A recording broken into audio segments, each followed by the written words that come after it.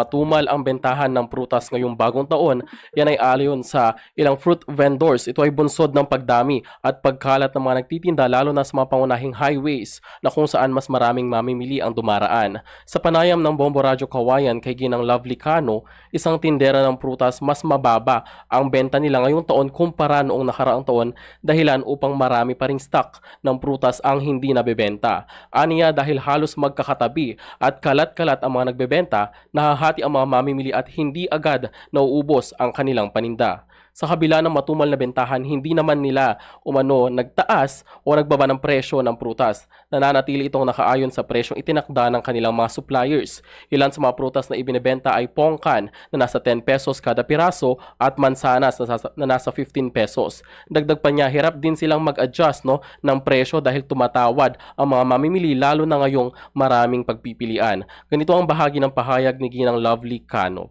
Medyo matumal sir ngayon kasi nagkalat po yung nagtitinda ng mga prutas sa paligid.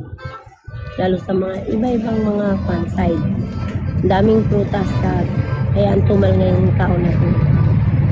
Nung last year sir. Kasi ngayon talaga marami pa ako natira. Mga ilang box pa po. Natira pa akong pungkan na mga 6 box na. May pungkan kaming 10 pesos. Yung mansanas namin 15 pesos. Meron ganun din dati pa rin sir. Hindi kami makapag-adjust sir kasi sa rin ng mga tao halos tumatawad sila ng price.